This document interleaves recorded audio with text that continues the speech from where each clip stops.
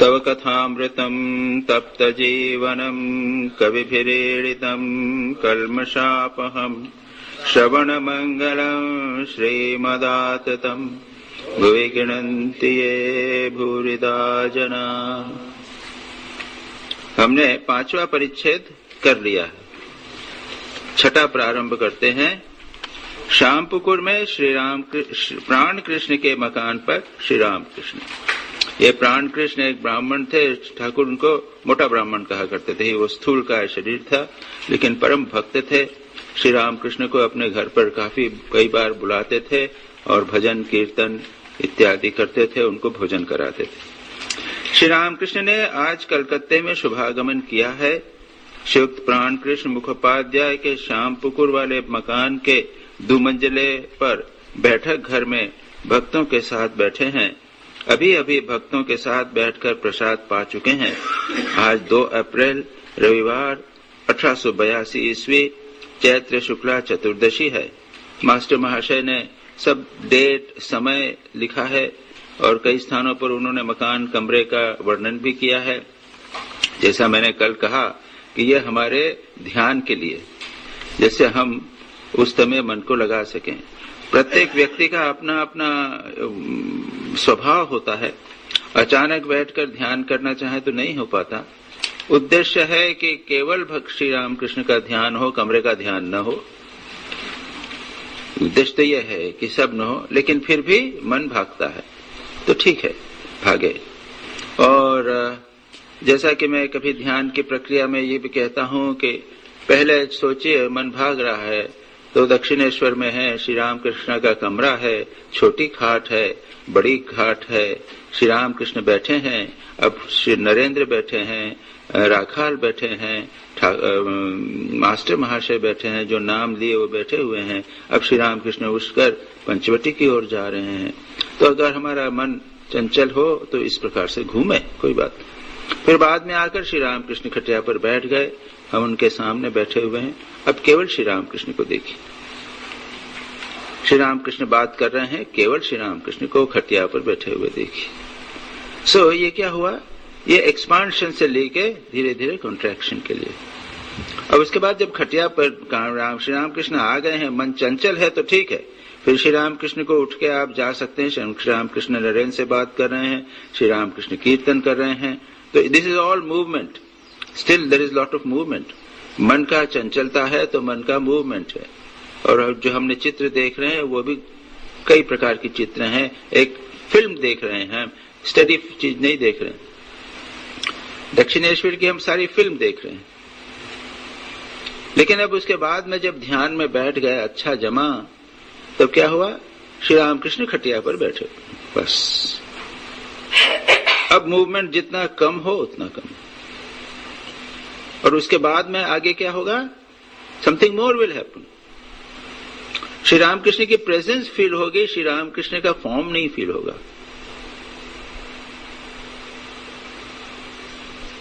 यतीश्वरानंद जी, ये उनका spiritual unfoldment, meditation spiritual life में उसके लास्ट पोर्शन में स्पिरिचुअल अनफोल्डमेंट का एक चार्ट उन्होंने दिया हुआ है। तो क्या है कि एक व्यक्ति एक पर्सनालिटी के प्रति आकृष्ट होता है, एक होली पर्सनालिटी के प्रति। हम राम के प्रति, कृष्ण के लिए, श्री राम कृष्ण के प्रति आकृष्ट हुए। Any accords worship to him, से उनके साथ प्रार्थना, भजन, ध्यान चालू किया। उसके बाद में वो उनमें अधिक प्रकाश देखता है। वे केवल एक पर्सनालिटी नहीं है, लगता है कि वे भगवान खुद हैं। Not merely a personality, not merely a व्यक्तित्व, वो भगवान खुद हैं। फिर आगे चलकर क्या होता है? वो कहते हैं कि मैं भी मैं भगवान नहीं हूं, लेकिन मैं भी डिवाइन हूं। उन्होंने डायग्राम बनाए हैं। First picture is this, first is a Holi personality. लेकिन पर्सनालिटी है, एक व्यक्तित्व बनाया है, हाथ बनाए हैं, सिर बनाया है, पैर बनाए हैं। और ये व्यक्ति है, साधभक्त है। ये भक्त इनके प्रति अट्रैक्ट हुआ है, ठीक है। अब वो कहते हैं कि सेकंड में उसको लगता है कि ये उसमें अधिक प्रकाश है, तो ये होडी पर्सनालिटी तो है, और वो बड़ी बना दिया और बड़ा बना दिया है, this is bigger picture form. अच्छा, कहता है कि लेकिन मैं भी हूं, मैं भी डिवाइन हूं, लेकिन मैं छोटा डिवाइन हूं। बिगर वन, ये छोटा डिवाइन, यानी उसके सारा गोल प्रकाश लगाना दिया। उसके बाद में वो आगे जाते हैं, कहते हैं कि ये दोनों जो हैं ये एक व्यापक सत्ता के अंतर्गत आ जाते हैं।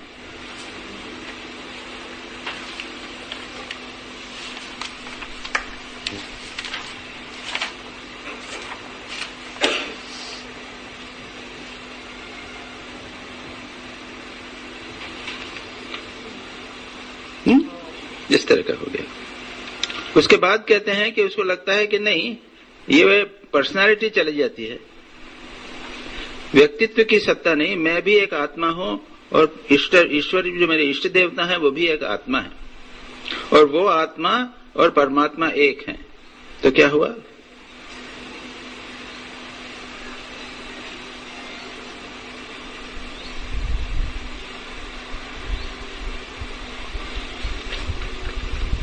आत्मा परमात्मा या इष्ट और परमात्मा एक हैं, और मैं हूं, लेकिन मैं जीव हूं, इंडिविजुअल हूं। Later on, just stages. So, but I am more real than God. Okay?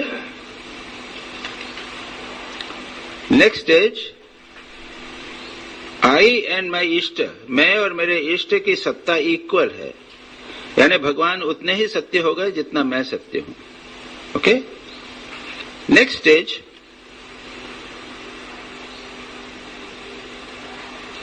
भगवान ज्यादा रियल हो गए और मेरी सत्ता मैंने डॉट डॉट डॉट डॉट करके बनाया, दूर से आप लोगों को नहीं दिखेगा वो, हाँ? तो मेरी सत्ता कम सत्य हुई, परमात्मा की सत्ता अधिक हो गई, और अल्टीमेट बाद में परमात्मा की सत्ता में मेरी सत्ता विलीन हो गई, वो फाइनल।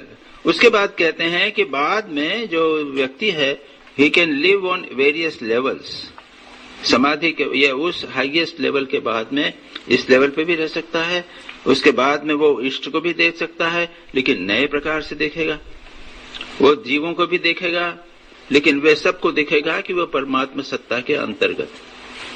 सब परमात्मा सत्ता के पहले जो था वो बाहर अलग अलग जीवों को हम देखते थे, अब परमात्मा सत्ता के अंतर सारे जीव दिखाई देते। इस प्रकार से ये बताया। हम जब ध्यान करेंगे, पहले शुरू हम लोग तो ये इतना आगे तो जा नहीं पाते, हमें वी रिमेन प्रॉब्ली पहली दूसरी तीसरी स्टेप के में ही लगे रहते हैं सारा जीवन।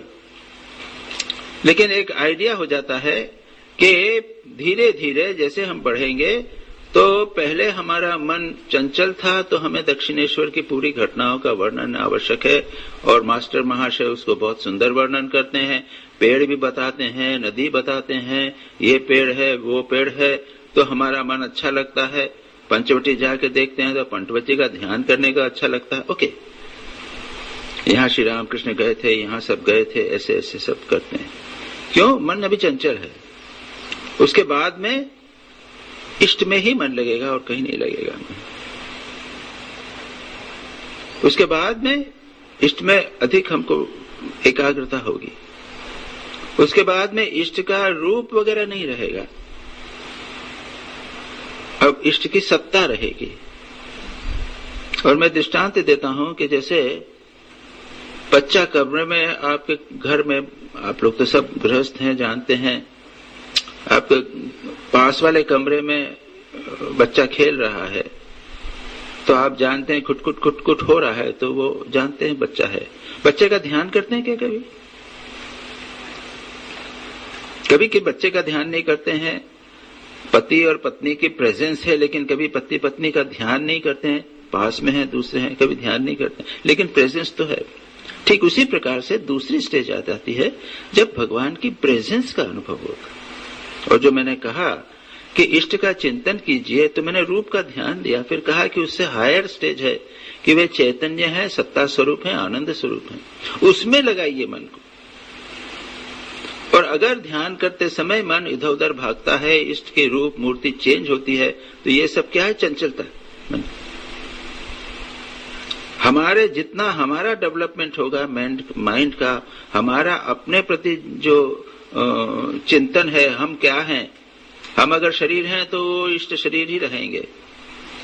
जितना इष्ट का रूप विलीन होता जाएगा, उनकी सत्ता का अनुभव होता जाएगा, उतना हमारे भी लगने लग जाएगा कि हम शरीर नहीं हैं, हम एक सत्ता। ये दोनों चीजें एक साथ चलती नाउ। इसलिए मैंने कहा कि भाई यानी वी आर आज सारे पूरी रिट्रीट में हम कुछ इसी प्रकार की बातचीत कर रहे हैं। इसलिए मैं कह रहा हूं, we have not to remain at a particular level. सारा जीवन, जैसे मैं बार बार कह रहा हूं कि हम एक लेवल पर सारा जीवन रह लिए, फिजिकल लेवल पे ही रह लिए। तो जब तीर्थ की बात चली थी, मेरे को मैसेज आया कि हम तीर्थ पे जाना चाहते हैं, मैं ज्वाइन करना चाहता हूं क्या। तो मैंने कहा वे तीर्थ कब तक करेंगे, सारा जीवन तो तीर्थ करते आए। जयराम बाटी कमारपुर को कितनी बार घूमेंगे? एक बार हो गया, 2 बार हो गया, 3 बार हो गया। ये चंचलता का है। वो जयराम बाटी कमारपुकुर सब हृदय में है। एक गाना है ना, हृदय वृंदावन बास, हृदय रूपी वृंदावन में आप करो, वृंदावन हृदय में ही है। जयराम बाटी कमारपुकुर दक्षिणेश्वर सब हृदय में है, भगवान हृदय में है। वो उस स्तर तक हमें आना पड़ेगा। वी हैव टू प्रोसीड, नहीं तो वही एक स्थान पर रह गए, चंदन के जंगल पे आकर हम रह गए। तो यहाँ पर जो विवरण है मास्टर महाशय ने सब लोगों के लिए दिया है। जिन लोगों को लगता है कि बहुत सुंदर वर्णन है और यहाँ पे ठीक है, उसमें कोई बुराई नहीं है। संसारी लोगों की और संसार की चिंतन करने का कलकत्ता बंबई के डिस्क्रिप्शन के बदले ये दक्षिणेश्वर का डिस्क्रिप्शन, जयराम बाटी का डिस्क्रिप्शन, वो वृक्ष का डिस्क्रिप्शन, ये अच्छा।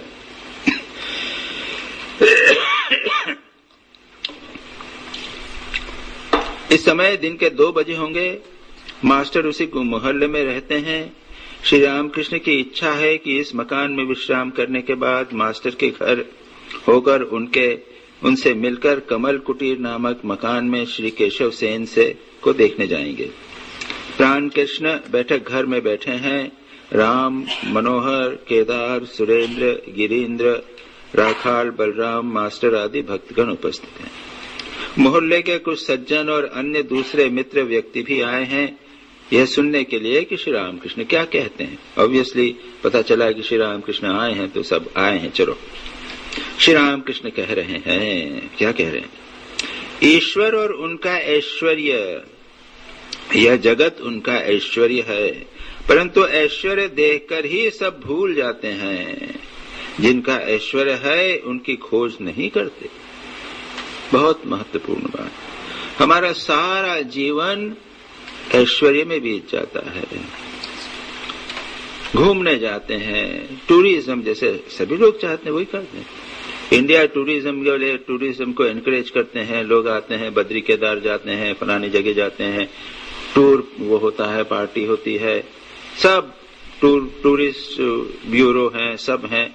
वो क्यों लोग जाना चाहते हैं, घूमना चाहते हैं। क्या देख रहे हैं? इंडिया कैसा है। फिर यूएसए का टूर हो गया, फिर यूरोप का हो गया। हर साल एक कंट्री में जाना, तो they are busy with the world. संसार को देखना है। आंखें कभी सेटिस्फाई नहीं होंगी और संसार की सभी वस्तुओं को आप देख भी नहीं सकते। तो विस्तार है। श्री रामकृष्ण कहते हैं उनके ऐश्वर्य में सब डूबे हुए हैं। भगवान ने ये सब बनाया है, वो नहीं सोचते। ये इतने बड़े टेम्पटेशंस हैं। साधक जहां तक है उसके लिए तो कुछ आवश्यकता नहीं। स्वामी तपस्यानंद जी कल मद्रास मठ के प्रेसिडेंट थे, ट्रस्टी थे। साल में 2-3 बार उनको बेलूर मठ उसके लिए जाना पड़ता था, ट्रस्टी मीटिंग वगैरह के लिए। बेलूर मठ जाते थे, वापस आ जाते थे, कहीं और कहीं नहीं जाते थे। जयराम बाटी कामारपुकुर कहीं नहीं, बेलूर मठ गए, अपना काम किया और वापस। वहां भी रहे, मद्रास में रहे, कुछ काम हुआ तो त्रिचूर चले गए, कलाड़ी चले गए, त्रिवेंद्रम चले गए, काम हुआ तो क्या, और कुछ नहीं, nothing to do with outside world at all.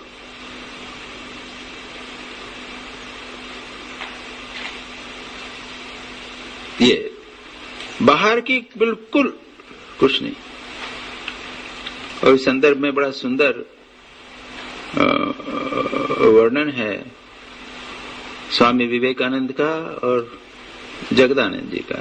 दो सुंदर ईश्वर और इसका ऐश्वर्य बात हो रही ना।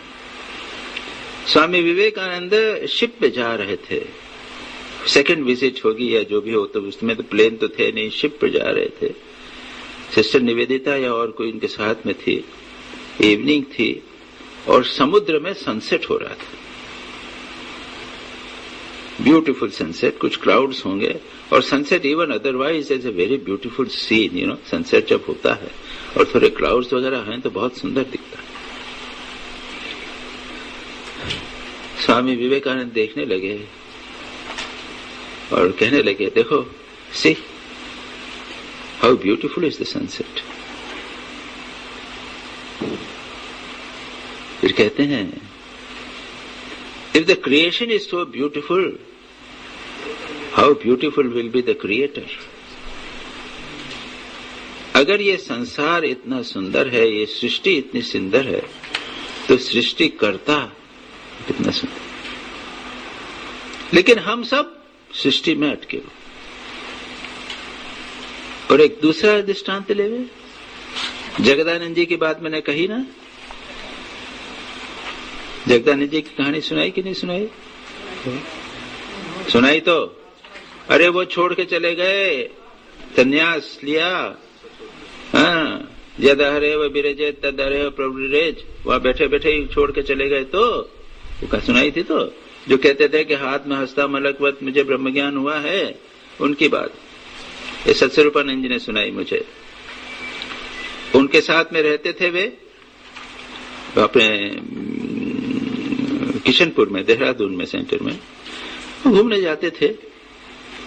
तो एक दिन देखा ब्यूटीफुल सनसेट, सुंदर सूर्यास्त हो रहा है।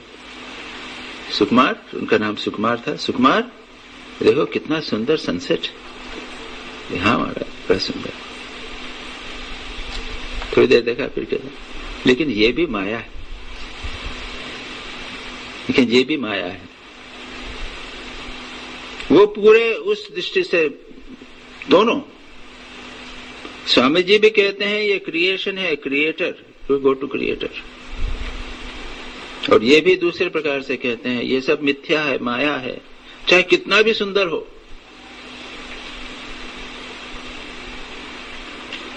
और भगवान जो है वो अद्भुत सुंदर, कितने सुंदर होंगे, कितना आनंद होगा। जो लोग डूब गए हैं उसमें वो बताते हैं, वो डूब डूब डूब डूब सागर में प्रेम रत्न धन अंदर डूबे तो उसमें लाए। तो श्री रामकृष्ण यही कहते हैं, ईश्वर और उनका ऐश्वर्य, उनका ऐश्वर्य कहा, जगत की सृष्टि भगवान ने जो किया है, तो भगवान ने क्या किया है? Victoria falls, Niagara falls, Himalaya. लेकिन मानव ने जो सृष्टि की है ना, मानव का भी तो ऐश्वर्य है। अक्षरधाम वो देखने के लिए जाते हैं, बड़ी बड़ी बिल्डिंग्स देखने के लिए, मानव ने जो बनाया उसको देखने के लिए जाते हैं। हम लोग उसी में चक्कर में लगे हुए हैं, सारा जीवन उसी में निकल जाता। परंतु ऐश्वर्य भूलकर, ऐश्वर्य देखकर ही सब लोग भूल जाते हैं। जिनका ऐश्वर्य है उनकी खोज नहीं करते। एक बात। अब आगे वही बात, कामनी कांचन का भोग करने सभी जाते हैं, परंतु उसमें दुख और अशांति ही अधिक है।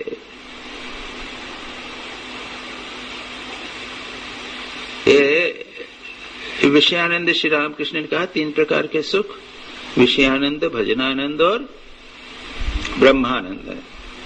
अब ये जो विषयानंद है, आनंद है, इसके ऊपर हमारे शास्त्रों ने बहुत विवेचन किया।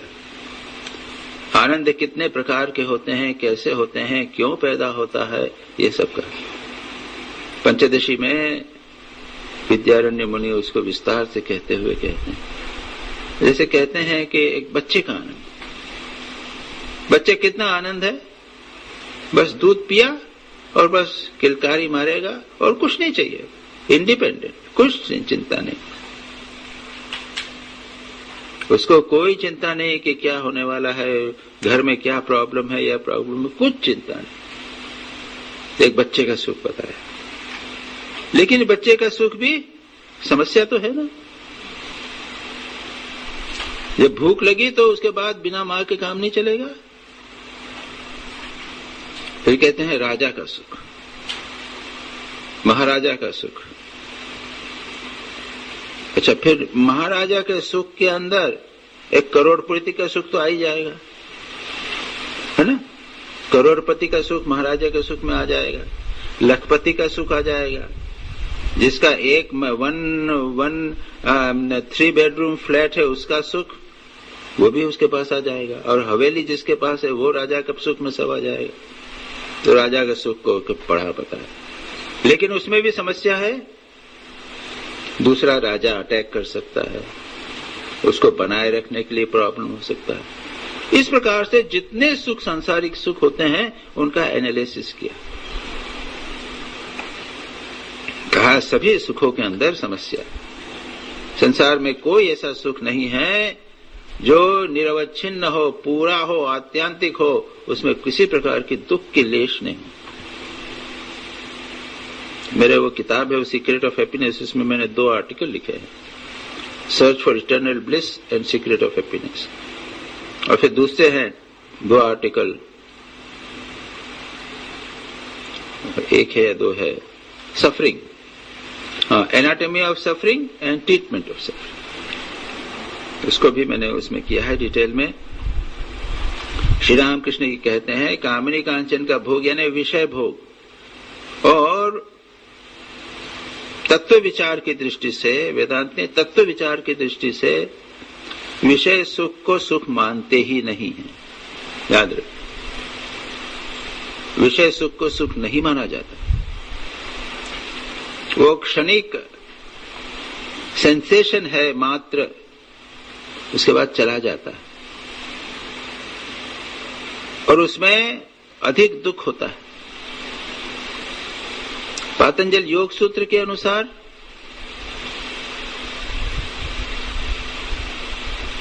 और बुद्ध के अनुसार सर्वम दुखम, ना, जन्म दुख है, जरा दुख है, मृत्यु दुख है, ऐसा करके उनका सर्वम दुख है, सभी दुख है। आप कहेंगे कि ये तो पेसिमिज्म हुआ ना, हाँ, अरे जीवन में सुख मिल रहा है और उसको आप कहते हैं दुख मिलता है, दुख मिलता है, इसे पेसिमिज्म हुआ। तो टॉल्स्टॉय की कहानी मालूम है ना, है? नहीं मालूम? मालूम है ना। एक आदमी जा रहा है जंगल में, डर के मारे वो शेर वेर आ रहे हैं सामने, वो कुएं में गिर गया अचानक। अरे तो देखा कि एक डाल लटक रही थी, वो इसके वटवृक्ष की जैसे वो होती है ना, वो डाल लटक रही, उसने पकड़ लिया उसको, लटक गया। नीचे देखा तो सांप, बाप रे, एक सांप है, अजगर खाने के लिए बैठा हुआ है। हे भगवान, पकड़ के रखा है। फिर देखा एक हाथी आके उस डाल को, पेड़ को कर रहा है, और 2 चूहे काट रहे हैं, किसी भी समय पेड़ टूट के नीचे गिर जाएगा, मर जाएगा।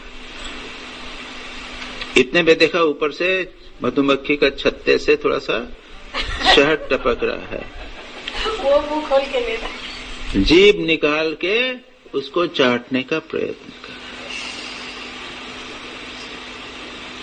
आप लोगों को लगेगा कि क्या हम लोग को जीवन में सुख तो है ना। पातंजल योग सूत्र में एक विवेक इंपॉर्टेंट सूत्र आता है, परिणाम ताप संस्कार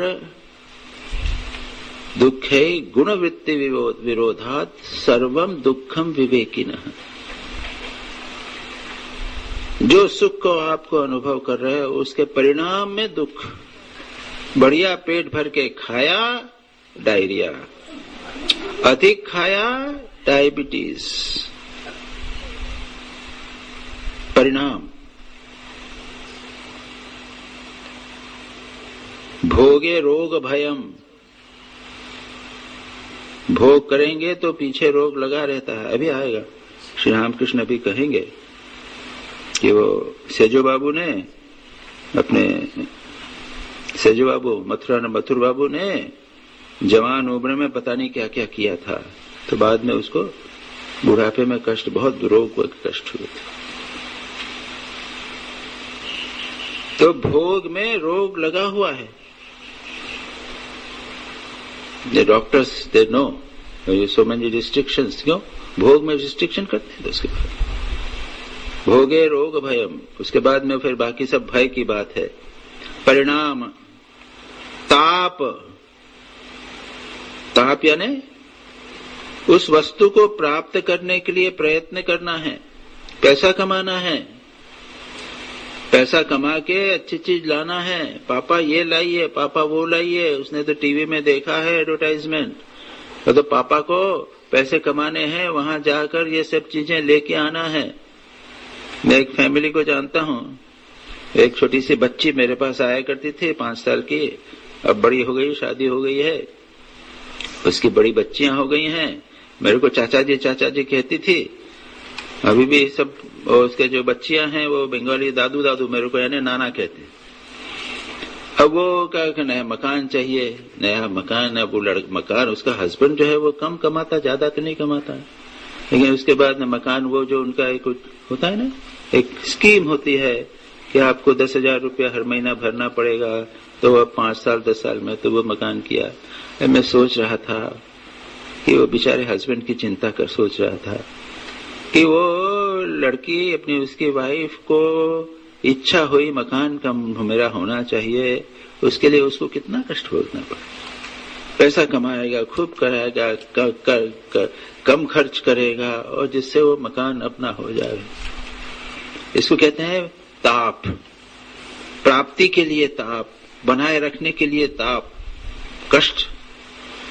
भोग सुख करेंगे उसके लिए कष्ट अवश्य होगा, इसको कहते हैं परिणाम ताप। उसके बाद में संस्कार, इंप्रेशन हो जाएगा, उस भोग का इंप्रेशन हो जाएगा। उसके बाद उस भोग को वापस खाना चाहिए, चलना लेना चाहिए, छूटता नहीं है। बार बार खाने की, बार बार प्राप्त करने की इच्छा होती है। मैं सोच रहा था कि इन लोगों को, माताजी लोग को क्यों बोलना है इस चीज को, तो उन लोगों को तो खाना बनाने में बहुत अच्छा लगता है, अलग अलग तरह की चीजें बनाने में बड़ा सुख मिलता है, खिलाने में बड़ा सुख मिलता है, उनको इसी में सुख मिलता है। तो इनको क्या बोलना है। तो उस पर मेरे पर विचार आया, अगर आप प्रेम से खिलाओ किसी को, तो फिर आपकी स्थिति विदुर की पत्नी जैसी होना चाहिए। विदुर भी तो भगवान के भक्त थे, उनकी पत्नी भी तो माई थी, कृष्ण को खिलाना चाहती थी, लेकिन इतना तन्मय हो गई खिलाने में कि छिलके खिला दिए, केला चला गया, समाधि हो गई। ये समाधि की स्थिति है उनकी। श्री कृष्ण के भाव में इतने विभोर हो गई। जानते हैं ना आप, केला फेंक दिया और छिलका खिला दिया, और श्री कृष्ण छिला प्रेम से खा गए। नहाते नहाते ही चली आई थी, उसको पता भी नहीं, वस्त्र भी नहीं था। श्री कृष्ण ने नहीं उनको वस्त्र दिया। मैं उसकी खाने की बात कर रहा हूँ, बनाने की बात कर रहा हूँ। आप लोग जो इतना उसमें कंसंट्रेशन करते हैं, भगवान के लिए करें। ये परिणाम जो है, ये ताप दुख की बात कर रहा हूं मैं। अगर ये ताप भगवान के लिए होवे तो ये सार्थक हो गया। इतना एफर्ट अगर भगवान के लिए रखें, खाना बना रहे हैं, पूरे मन से बना रहे हैं, भगवान के लिए बना रहे हैं, तो ये सार्थक हो गया। लेकिन भोग के लिए बना रहे हैं तो ये ताप हो गया।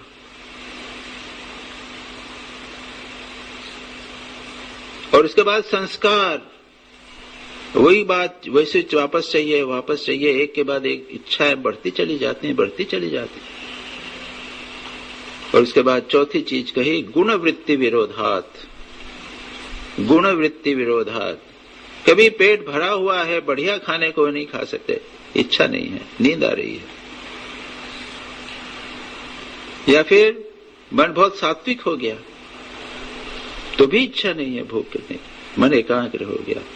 तो ये गुणवृत्ति, गुण यानी सत्व गुण, तमोगुण, रजोगुणों के कॉम्बिनेशन, परमिटेशन कॉम्बिनेशन से ऐसी कोई चीज नहीं है जो आपको हमेशा ही सुख देगी। सर्वम दुखम विवेकिनः, विवेकी व्यक्ति के लिए सभी दुख है। संसारी व्यक्ति के लिए सुख के समय जब हम भोग कर रहे हैं तब तो वो बढ़िया लगता है, सुख लगता है। उसमें परिणाम में बाद में दुख होता होगा, उसको डायबिटीज होती होगी, जो भी होगा, लेकिन प्रारंभ में उसको सुख होता है। विवेकी व्यक्ति को जब वो भोग करता है उस समय भी दुख होता है उसको।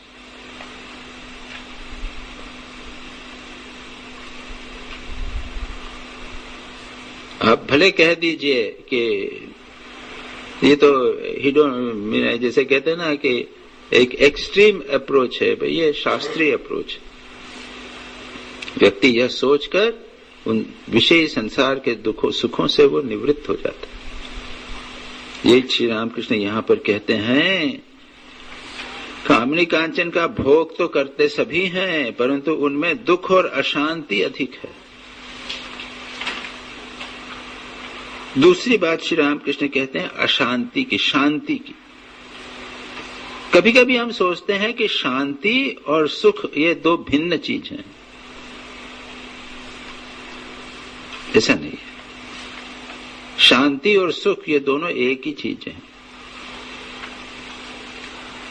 नित्यो नित्यानाम चेतनश्चेतनानाम एको बहूनाम यो विदधाति कामान तमात्मस्थम ये न पश्यन्ति तेषाम सुखम शाश्वतम नेतरेषाम। एक श्लोक ये है।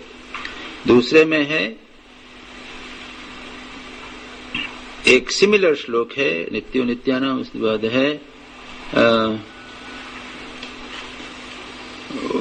वट एवर इट इज, ऊपर के दो लाइनें चेंज हैं लेकिन उसका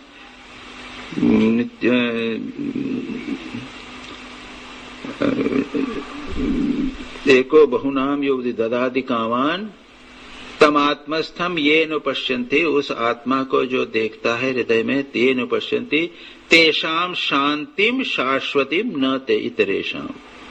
तेषाम सुखम शाश्वतम, जो आत्मा में अपनी आत्मा को देखता है, एक आत्मा को समस्त प्राणियों में देखता है, उसी को शाश्वत सुख मिलता है।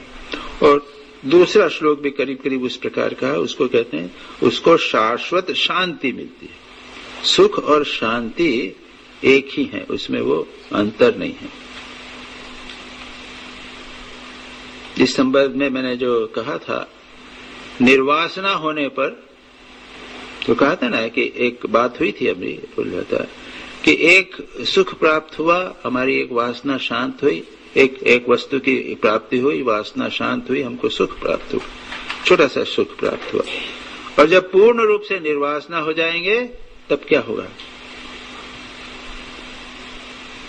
शाश्वत सुख होगा क्या? अरे एक वासना खोने से, शांत होने से होता है। सब वासना एक के बाद एक कर दो, शांत कर दो, तब होगा। लेकिन वासना नहीं होगी तो कैसे सुख होगा? I mean, it is a very interesting point. और वो ये है कि ये जो सुख जैसी चीज है ना, ये बाहर की चीज नहीं है। ये विषय सुख है, बाहर का सुख नहीं है। ये अच्छी तरह समझ लेना चाहिए। अभी हमें सारी वस्तुएं बाहर के सुख में, पत्नी, पति, पुत्र, धन, मकान, नाम, यश, इसमें सुख लिख रहा है। लेकिन सत्य बात है कि भीतर सुख है, बाहर सुख नहीं है। ये सब सुख हमारे भीतर का है जो बाहर व्यक्त हो रहा है। This is the very fundamental. और अगर वासना इच्छाएं नहीं तो हमारा भीतर का सुख जो है वो बबल करेगा, अनंत गुना सुख, अनंत गुना सुख, जो आनंद वल्ली में मैं आपको बताया एक के बाद एक। ब्रह्म राजा में राजा का सुख, उसका 100 गुना, गंधर्व का सुख उसका 100 गुना, पितरों का सुख उसका 100 गुना, इस देवता का, उस देवता का, उस देवता का 100 गुना, 100 गुना, 100 गुना। और वो जिसके मन में वासनाएं, इच्छाएं नहीं, शांत मन है, उसको सब सुख। कैसे आश्चर्य की बात। But the fact is this, Shri Ramakrishna यही कहते हैं कि उनके जीवन में दुख अधिक है जो संसार के सुखों के लिए जाते हैं। वो जानते ही नहीं है कि सच्चा सुख क्या है। थोड़ा बहुत सुख मिला और फिर वापस वैसे के वैसे। और फिर कहते हैं श्री रामकृष्ण, और भी कहीं कहेंगे कि वो जो रात को जो पतंगा चलता है ना, तो छोटी सी लाइट जलती है तो जुग, छोटे से लाइट जलती है तो नहीं, वो जो लाइट जलती है उसकी तरफ जाता है। लेकिन अगर सूर्य को देख लेगा फिर छोटी लाइट के लिए नहीं जाएगा। तो छोटा सा सुख कहीं मिला, हम उसके लिए चले गए। लेकिन जब अनंत सुख, फिर वहां क्यों जाएंगे विषयों के लिए। तो ये बात श्री रामकृष्ण कहते हैं, दुख और अशांति है। संसार मानो विशालाक्षी नदी का भंवर है, एक चक्कर में फंसे हैं लोग तो फिर निकल नहीं सकते। नाव में भंवर में पड़ने पर फिर उसका बचना कठिन है। बुखरू कांटे की तरह एक छूटता है तो दूसरा जगड़ता है। वो सड़क पर चलते हैं ना, एक वो कांटा जैसा होता है, वो यहाँ चिपक गया है, उसको निकालो, आगे जाओ तो फिर दूसरा चिपक जाता है। तो पहले बचपन में वो खेला करते थे उससे, है ना, वो चिपक जाता है। तो लगता है आप लोगों को चिपका हुआ है। द पॉइंट इज दिस, इसको एक्सपीरियंस करना पड़ेगा। हमको देखा, हमने सेक्रेटरीशिप थे, बड़े बढ़िया थे, सेक्रेटरी हैं आप भाई, लेकिन वहां पर कितने कांटे लगे हुए थे।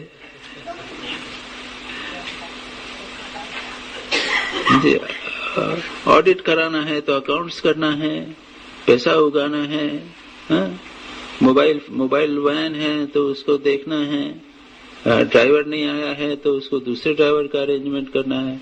जूनियर है वो कर रहा है, लेकिन रिस्पॉन्सिबिलिटी तो हमारी है। कांटे लगे हुए, कांटे लगे।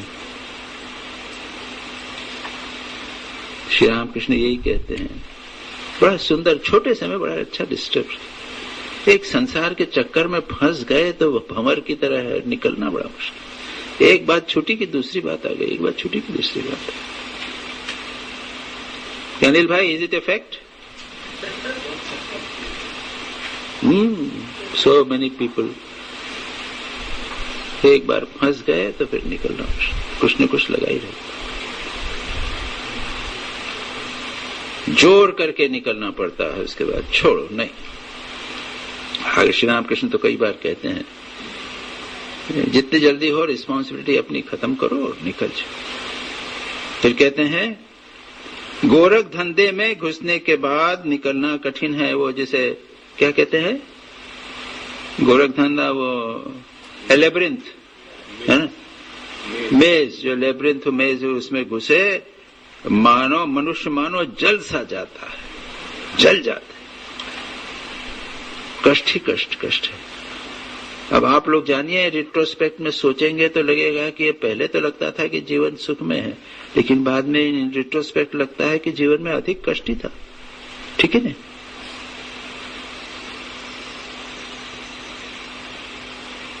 एक भक्त तो पूछ ही बैठते हैं, तो महाराज उपाय? किसी ने प्रतिवाद नहीं किया, किसी ने प्रतिवाद नहीं किया। श्री रामकृष्ण कहते हैं, उपाय है साधु संग, प्रार्थना। साधु संग की बात बार बार कहते हैं, लेकिन वैद्य के पास गए बिना रोग ठीक नहीं होता। रोग लगा हुआ है, संसार का रोग रखा हुआ है, दुख लगा हुआ है। मेडिकल साइंस के अनुसार, जैसे डॉक्टर्स हैं आप लोग, कई लोग जानते हैं कि जहां कहीं भी शरीर में दुख हो, पेन होवे, तो pain is a indication of disease, isn't it? घुटने में दर्द है यानी कुछ न कुछ है, ऑस्टियोआर्थराइटिस है या कुछ होगा। और पैरों में अगर थकान आ जाती है तो कुछ न कुछ प्रॉब्लम है। डॉक्टर के पास जाओगे कि भाई आप जरा सीरम क्रिएटिनिन करवा लीजिए, ये देख लीजिए, B12 करवा लीजिए। यदि कहीं कहीं भी जहां कहीं भी दर्द है वो इंडिकेट करता है कि वहां पे बीमारी।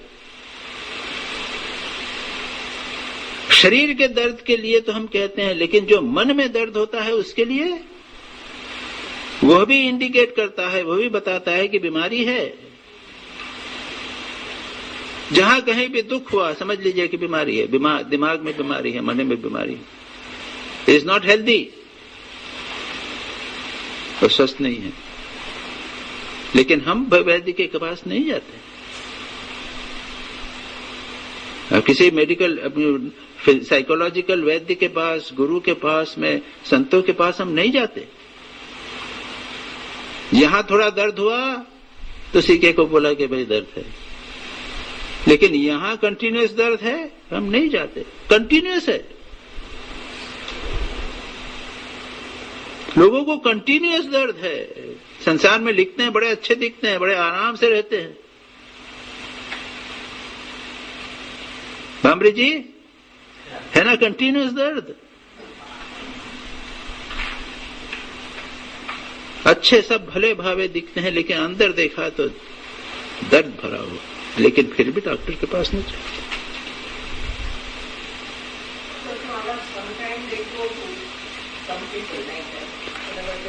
The point is they have to realize कि शरीर की दर्द जो है वो यानी बीमारी है, वो मन का दर्द है वो बीमारी है। मैं हेल्दी नहीं हूं, मुझे हेल्दी बनना है, डॉक्टर के पास जाना है, ट्रीटमेंट करना है, योग प्रैक्टिस करना है या जो कुछ भी करना है।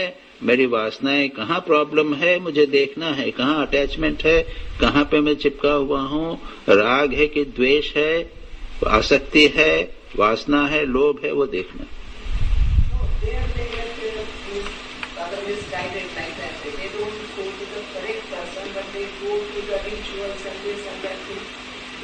हाँ, तो शरीर का बीमारी होने पर भी तो क्वैक के साथ मिलते ही है ना, क्वैक के पास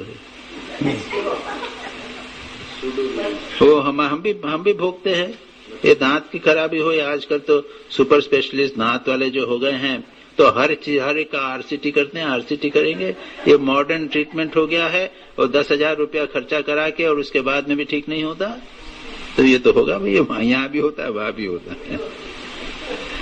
और आजकल तो बहुत मुश्किल है। अब आजकल अगर बिकमिंग ए बीमार पड़े, कहीं पे आप किसी हॉस्पिटल में गए, सुपर स्पेशली हॉस्पिटल में, तो 1 लाख तो रुपया खर्चा तो होगा ही, और उसके बाद में गारंटी नहीं कि ठीक होगा कि नहीं होगा। तो इसका क्या करो? वो तो this is a fact, everywhere it is a fact. हम जो दूसरी बात कह रहे हैं वो डॉक्टर की बात नहीं कर रहे हैं, ये तो रियलाइज करिए कि बीमारी है। फिर एक क्या कहते हैं, साधु संग एक ही दिन करने से कुछ नहीं होता, और भगवान की कृपा पे अगर निर्भर करना है तो that is the highest. Girish Chandra Ghosh ने शरणागति, और उनके जैसा तपस्वी मिलेगा? शरणागति ने पूरी शरणागति, मैं कुछ नहीं कर रहा हूं, भगवान की कृपा पे पूरी निर्भर है, और वो जैसे ले जाए वैसे ले जाए। दुख कष्ट होवे तो भी भगवान की कृपा कौन मानेगा?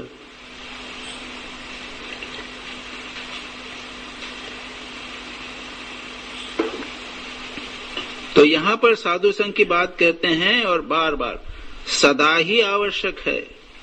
रोग लगा ही है, फिर वैद्य के पास बिना गए नाड़ी ज्ञान नहीं होता, साथ साथ घूमना पड़ता है, सब समझ में आता है कौन कफ की नाड़ी है, कौन पित्त की नाड़ी है। अन्यत्र साधु कहते हैं कि भक्तों सन्यासी को भी साधु संघ की आवश्यकता।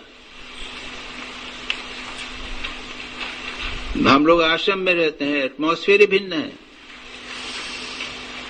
बिल्कुल वाइब्रेशंस भिन्न है, और इसलिए दिस पॉइंट इज रिपीटेडली, पहले भी, पिछली बार भी अपन ने इसके पहले भी साधु संघ की बात डिटेल में कही थी।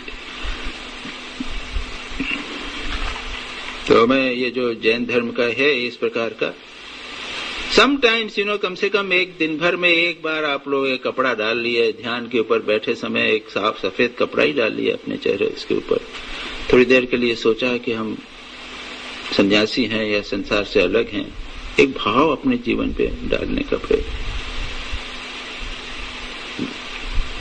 जैसे मैंने कहा साधक भाव, वैसे थोड़ा सा एक आगे बढ़ के सन्यासी भाव, मन से सन्यासी बनने का प्रयत्न कीजिए। It is a very important thing. और साधु संघ जो है वो जैसा मैंने कहा ना कि अंदर से साधु खुद बनिए ना। You got a very good group, आप बुधवार को मिलते हो तो वो एक भाव बना के रखते हो, सत्संग होता है वो, तो वो उस प्रकार का बनाए ही रखिए, उसको बढ़ाने का प्रयत्न।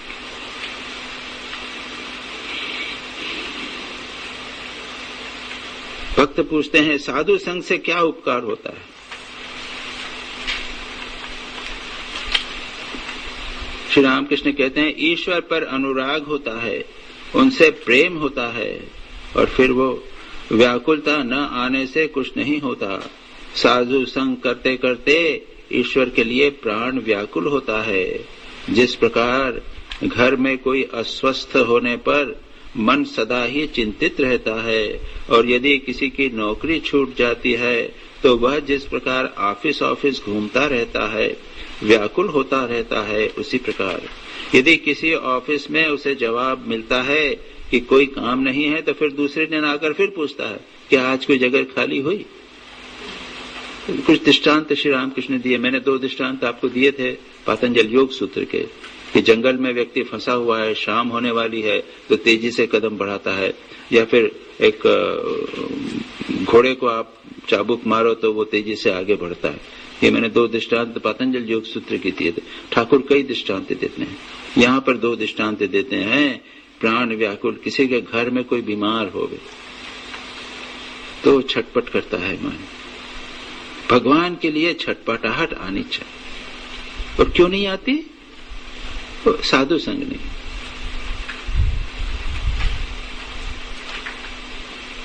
छटपटाहट आनी चाहिए भगवान के लिए। फंसे हुए हैं, निकले नहीं आते, ये दुर्भाग्य है।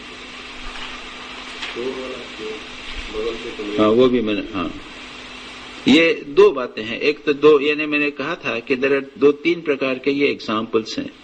एक एग्जाम्पल है जिसमें ठाकुर बोलते हैं कि व्यक्ति के जीवन में दुख है, जैसे कोई बीमार है, या फिर नौकरी छूट गई है, या कुत्ते के सिर में घाव है, या सिर में आग लगी किसी ने है, या फिर चाबुक लग रही है। ये क्या है? दुख। तो जीवन में दुख के प्रति सेंसिटिव होना पड़ेगा। तो मैंने अभी जो बात कही कि जीवन के प्रति अगर दुख के प्रति सेंसिटिव होंगे तो हमारी व्याकुलता बढ़ेगी। सच पूछा जाए तो व्याकुलता रहती है, हमारे जीवन में कुछ न कुछ अशांति रहती है, उसको हमेशा भगवान की ओर मोड़ने का मैंने बार बार कहा इस पॉइंट को, इस सेशन। और दूसरे प्रकार के व्याकुलता है, बढ़िया चीज है, उसको प्राप्त करने के लिए व्याकुलता, खजाना है, उसको प्राप्त करने का व्याकुलता। अरे अंदर ही है, हमारे भीतर ही खजाना है, पता चल जाए हमारे भीतर है। सब संत कहते हैं हमारे भीतर है, लेकिन फिर भी नहीं मानते। एक बार मिल जावे, पता चल जावे, फिर उसको लिए व्याकुलता होना चाहिए। या फिर बच्चा आएगा, ठाकुर भी बोलते हैं, वो पॉजिटिव जो है उसमें दुख का भाव नहीं है, कुछ चीज अच्छी है उसको प्राप्त करने का। अभी हम पढ़ देते हैं उसको। व्याकुल होता रहता है, उसी प्रकार एक और उपाय है, व्याकुल होकर प्रार्थना करना। वही व्याकुलता की बात श्री रामकृष्ण के मैसेज का मोस्ट इंपॉर्टेंट पार्ट है, व्याकुलता। ईश्वर दर्शन जीवन का लक्ष्य है, चाहे किसी भी पद से जाओ, लेकिन व्याकुलता। तीव्र संवेगानाम आसन्न,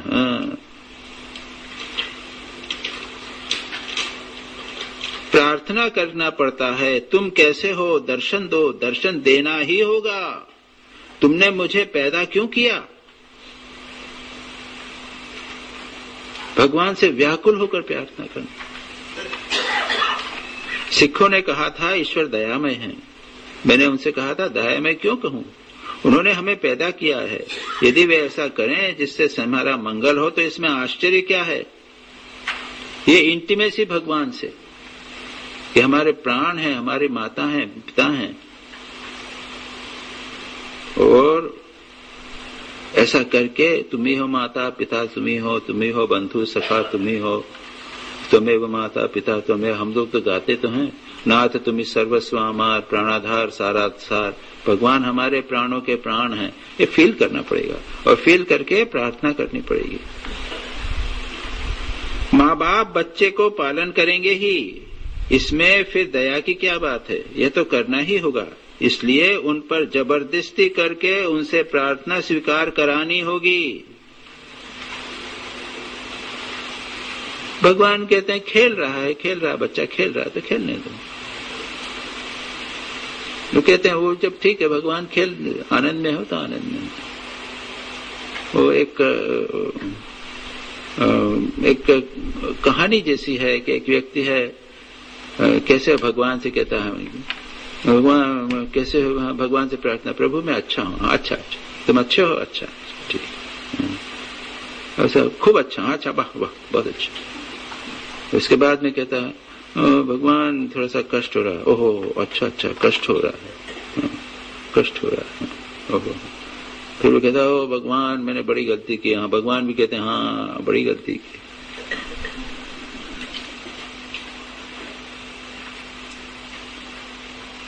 तो भगवान को अगर आप ठीक ठीक पुकारोगे तो भगवान आएंगे, सुनेंगे, 100 बार सुनेंगे। और क्या कहते हैं, वे हमारे माँ हैं, हमारे बाप हैं। लड़का यदि खाना पीना छोड़ दे और माँ बाप उसे बालिग होवे तो उसके बालिग होने के 3 वर्ष पहले ही उसे हिस्सा दे देते हैं। हाँ 18 बरस की एज में हुई बिकम्स वो अडल्ट मैच्योर। पहले वो 16 बरस से चिल्लाने लगे, गुस्सा करने लगे, रोने लगे, तो माँ बाप फिर पसंद करे बहुत तंग करता है, इसको कर ही दो थोड़ा सा पहले, इफ इट इज रेस्टलेस। फिर लड़का पैसा मांगता है, बार बार कहता है माँ तेरे पैरों पड़ता हूँ मुझे पैसा दे दे। तो माँ हैरान होकर उसकी व्याकुलता देखकर जा ले जा, कई दृष्टांत कहते हैं ना, पैसा माँ पैसा दे पतंग लूंगा। हाँ, बाबूजी नाराज होंगे कि ना माँ पैसा दे, मैंने कहा ना नहीं दूंगी, नहीं, रोने लग जाता है। अच्छा ठीक है, फिर वो सहेलियों के साथ बैठी है तो ठहरो ना मैं आती हूँ, ये ले जा। तो कितने सुंदर सुंदर दृष्टांत भगवान ने। तो दुख से अगर जीवन में दुख होवे तो भगवान की ओर मुड़िए, और अगर सुख चाहते हैं तो भगवान के लिए मुड़िए। सब कुछ ठीक ठाक है तो ये भगवान। Whole thing is we are not sensitive, we are not sensitive. इसलिए ठाकुर कहते हैं सत्संग करना पड़ेगा, निरंतर सत्संग करना पड़ेगा, व्याकुलता बढ़ाना पड़ेगा, और फिर जो सुख मिलेगा उसकी तुलना नहीं। द पॉइंट इज दिस, खजाना है, और खजाना हम चाहते ही नहीं, in spite of the fact कि हमको बता दिया गया है, फिर भी नहीं चाहते, रोते नहीं। मैंने कल तो मजाक में भी कहा ना, थोड़ा ये भी कहा कि हम अरे मजाक में भी झूठा भी नहीं रो सकते। इट्स अनफॉर्चुनेट, आता ही नहीं, अंदर से रोना ही नहीं आता। साधु संग करने पर एक और उपकार होता है, सत और असत का विचार। तो साधु संग करने से पहला लाभ है ईश्वर के प्रति अनुराग होता है, लगता है कि भगवान को प्राप्त करना चाहिए, व्याकुलता आती है। और उसके बाद दूसरा होता है सत और असत विचार, जो ठाकुर ने कहा साधु संग, नाम गुणगान, एकांतवास और सत असत विचार। अर्थात नित्य पदार्थ, सत नित्य पदार्थ अर्थात ईश्वर, असत अर्थात अनित्य। असत पथ पर जाते ही विचार करना पड़ता है। हाथी जब दूसरों के केले के पेड़ के लिए सूंड बढ़ाता है तब उसी समय महावत उसे अंकुश मारता है। बच्चा है, बच्चा खेल रहा है, आप जानते हैं, बड़ा सावधान रहते हैं ना, छोटा बच्चा होता है, वो कहीं इधर उधर नहीं जावे, उसकी गलत हैबिट्स नहीं हो जावे। We are very particular, isn't it? शुरू से बच्चे को बिल्कुल बहुत सावधान रहते हैं कि बच्चे की गलत हैबिट नहीं हो जाए। उसी प्रकार से हमारा मन की गलत हैबिट नहीं हो जाएगा।